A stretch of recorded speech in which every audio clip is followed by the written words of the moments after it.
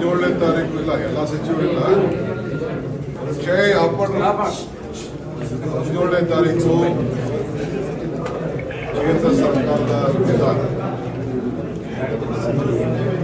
ಕೇಂದ್ರ ಸರ್ಕಾರದ ಬೆಲೆ ಏರಿಕೆಯಿಂದ ಎಲ್ಲ ಕಡೆ ಬೆಲೆ ಏರಿಕೆಗಳು ಜಾಸ್ತಿ ಆಗಿದೆ. ಅದರ ವಿರುದ್ಧ ಬೆಲೆ ಏರಿಕೆಯನ್ನ ಜನರ ಆಕ್ರೋಶವನ್ನು ವ್ಯಕ್ತಪಡಿಸ್ತಾ ಇದ್ದೇವೆ. ನೀವು ಬೋರ್ಡನ್ನು ಚೇಂಜ್ ಮಾಡ್ಕೊಳ್ಳಿ, ಬೋರ್ಡನ್ನು ಬಿಜೆಪಿ ಸರ್ಕಾರದ ವಿರುದ್ಧ ನಮ್ಮ ಜನಾಕ್ರೋಶ ಅಂತೇಳಿ ಬೋರ್ಡ್ ಬದಲಾವಣೆ ಮಾಡ್ತೀವಿ ಅಂತೇಳಿ ನಾನು ಅಶೋಕ್ಗೆ ಮತ್ತು ಆ ಪಕ್ಷದ ಅಧ್ಯಕ್ಷರು ವಿಜೇಂದ್ರ ಅವರಿಗೆ ಮನವಿ ಮಾಡ್ತಾ ಇದ್ದೀನಿ. ಸೊ ಅವರು ಬೋರ್ಡ್ ಚೇಂಜ್ ಮಾಡಿಕೊಂಡ್ರೆ ಒಳ್ಳೇದು. ಯಾಕೆಂದ್ರೆ ಇರೋ ಸತ್ಯಾಂಶ ಆವತ್ತಿನ ಬೆಲೆ ಏನಿತ್ತು ಮೋದಿ ಸರ್ಕಾರ ಬಂದಾಗ ಇವತ್ತು ಬೆಲೆ ಏನಿದೆ ಅನ್ನೋದ್ರಿಂದ ಇದನ್ನೆಲ್ಲ ತಡೆಗಟ್ಟಬೇಕು ಅಂತಾನೆ ನಾವು 5 ಗ್ಯಾರಂಟಿಗಳು ಕೊಟ್ಟಿದ್ದು.